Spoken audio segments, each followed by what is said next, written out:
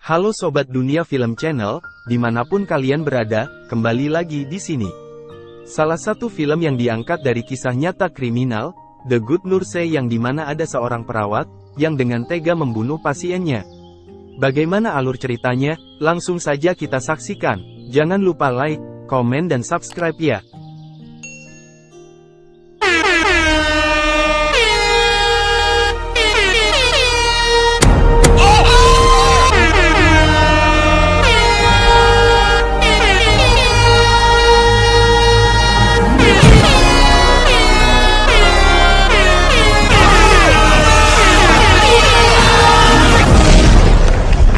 Berlatar di sebuah rumah sakit di benua Amerika, Amy, sosok perawat yang baik hati ini, sedang merawat pasiennya yang bernama Anna. How long have the two of you been married? 3 years. Saking baiknya, Amy mengizinkan suami Anna untuk bermalam di rumah sakit. Padahal peraturan di sana sudah jelas bahwa keluarga pasien tidak boleh bermalam. Akibatnya Amy mendapat teguran dari atasannya. You let a relative sleep over? Kemudian Amy melanjutkan pekerjaannya lagi. Pasiennya kali ini bernama Holly, dia sudah lama koma. Setelah memiringkan tubuh Holly, Amy merasa sesak nafas. Setelah pekerjaannya selesai, Amy pulang. Dia memiliki seorang pembantu yang bernama Jackie. Jackie biasa mengurus anak-anak Amy, Alex dan Maya, mengantar mereka pergi ke sekolah, dan menemani mereka saat Amy kerja. Lalu Amy ke rumah sakit untuk memeriksakan penyakitnya. Kata dokter, kondisi penyakit Amy semakin memburuk. Dokter menganjurkan Amy untuk cuti bekerja, tetapi Amy tidak bisa.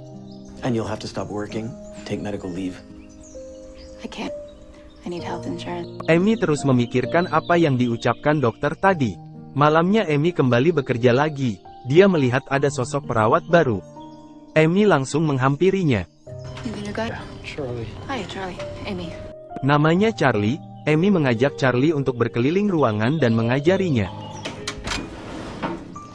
Kemudian, Amy mengenalkan Charlie kepada anak pasiennya. I want to introduce you to Charlie. Setelahnya, Charlie berniat mengajak Amy ke kantin, tapi kantin sudah tutup.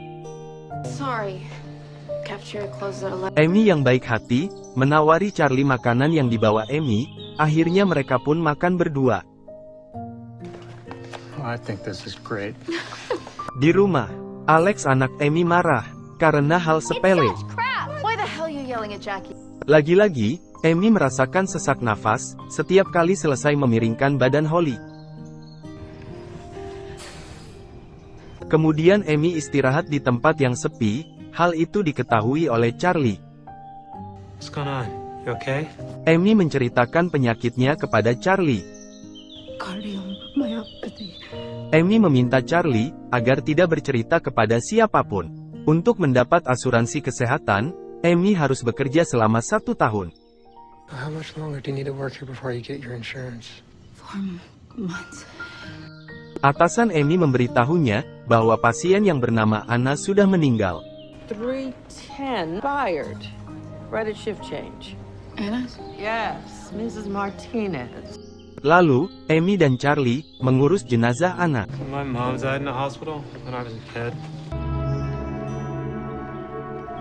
7 minggu kemudian, 2 orang detektif sedang menyelidiki kasus kematian Anna yang dianggap sangat janggal. Mereka adalah Brown dan Baldwin. Keduanya menghadiri pertemuan yang diadakan untuk mengungkap kematian Anna. Baldwin mulai memeriksa berkas-berkas dari rumah sakit. It's quite a complicated document. I'll take my chances. Brown menanyakan tentang jenazah Anna. Where's Mrs. Martinez's body? Released to the family. Para detektif tadi juga butuh untuk mewawancarai perawat yang ada di sana. Of course, we'll need to interview all the staff that works in the ICU. Di rumah Amy, Charlie sedang mengajari anak-anak Amy. Well, you have to do something now. Di tempat lain, detektif Baldwin dan Brown sedang membicarakan tentang investigasi mereka. Dan dugaan mereka mengarah pada Charlie, karena Charlie pernah dituduh melakukan tindakan kriminal. One of the nurses had a criminal trespass charge over in Pennsylvania. Nurse Charles Cullen, C-U-L-L-E-N. Lalu Brown segera menghubungi polisi untuk menanyakan data Charlie yang pernah ditahan. It's Charles Cullen. Baldwin menduga bahwa perkara ini tidak beres. Something's not right. Selanjutnya, manajer resiko rumah sakit, Garran namanya, mengumpulkan semua perawat, termasuk Amy dan Charlie. There's been an issue with a patient's death in the ICU. Lalu pengacara menyampaikan bahwa kerahasiaan pasien harus dijadikan prioritas utama.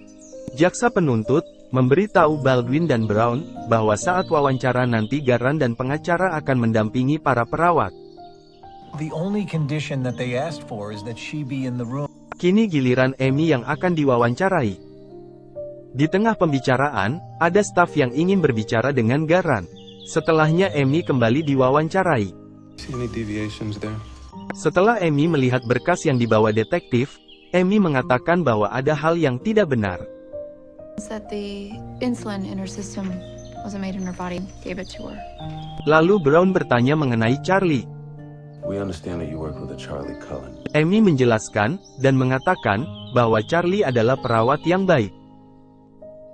We work every shift together and he's a very good nurse. Kemudian Baldwin menanyakan investigasi internal kepada Garran. So where's that internal investigation? I'll instruct the team to send you the boxes tomorrow. Keesokannya, di ruang perawatan, salah satu pasien kondisinya sangat kritis. Saat melakukan kompresi, pada pasien tersebut, terlihat Amy sedang menahan sesak nafasnya. Tak lama kemudian pasien tadi meninggal. Akhir-akhir ini banyak sekali pasien meninggal secara mendadak dan tidak wajar. Setelahnya Amy beristirahat, dan Charlie mengambilkannya sebuah obat. Stealing meds, Charlie. Kemudian Charlie mengantarkan Amy ke rumah sakit. I think you probably tune in, tell Alex, just in case something happens and I'm not there. Sesampainya di rumah, Amy berusaha memberitahu Alex mengenai penyakit Amy. Everything's gonna be fine. I'm gonna be okay. Di tempat terpisah, dua detektif tadi sedang mencari informasi tentang Charlie. 96. Charles Cullen. Lalu ada kurir yang datang mengantar paket berkas investigasi internal. Kemudian Baldwin menemui Garran di rumah sakit. You scared? Detective Baldwin. Sepertinya Garran menyembunyikan sesuatu, hingga membuat Baldwin marah. Excuse me. Sit the fuck down! You know exactly what you're doing.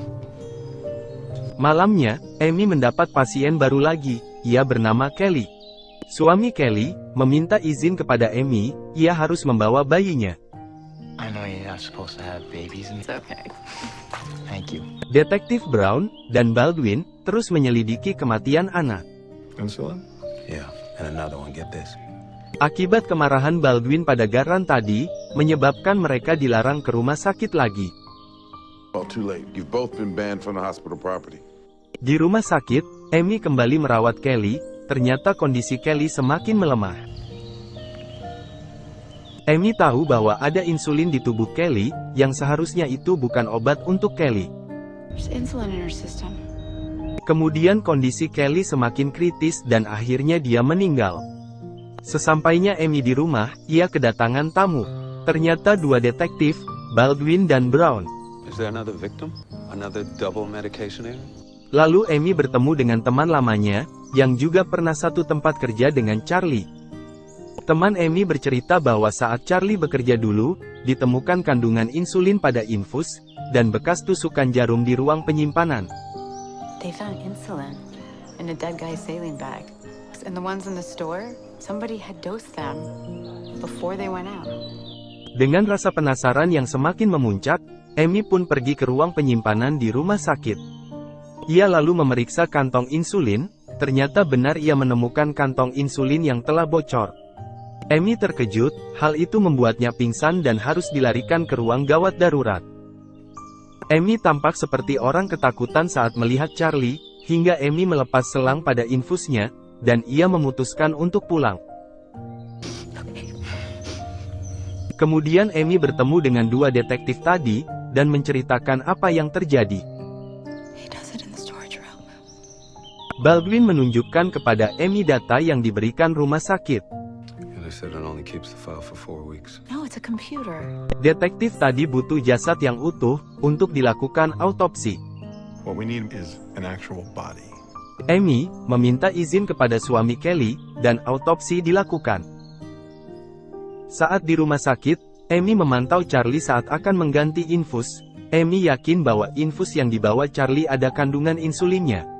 Agar tidak ada korban lagi, akhirnya Amy mengganti infus tersebut. Lalu, diam-diam Amy mengambil data Charlie sebagai barang bukti. Kemudian, Amy menyerahkan bukti tersebut kepada dua detektif tadi. Mereka sangat yakin bahwa bukti tersebut berhubungan dengan hasil autopsi Kelly. That is the insulin taking effect. Tapi pintarnya, Charlie selalu membatalkan penarikan obat dalam menit terakhir saat laci terbuka.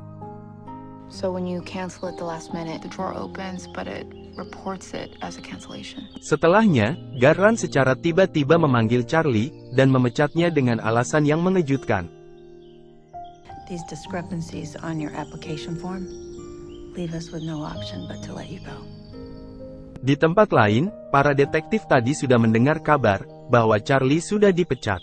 He's gonna get a new job at another hospital, and it's all gonna continue. Sesampainya Amy di rumah, dia terkejut karena ada Charlie di dalam rumah. Amy terlihat cemas jika ada Charlie, sehingga dia mencari alasan agar Charlie cepat pulang. Spend some time alone with them, you know? Esoknya Amy menelpon Charlie. Amy mengajak Charlie makan siang. Charlie tidak tahu, Amy menelpon atas suruhan detektif tadi. Para detektif itu meminta bantuan Amy untuk membuat Charlie mengakui perbuatannya. We gotta get him to confess. Ternyata hal itu sia-sia. Saat Amy bertanya, Charlie justru marah.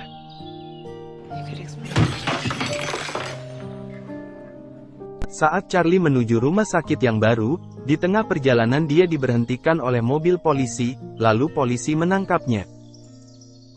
Kemudian dia ditahan. Di sana dia diinterogasi oleh Brown dan Baldwin.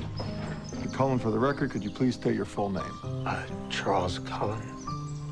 Berkali-kali, Brown dan Baldwin bertanya, tapi jawabannya selalu sama. Why'd you kill him?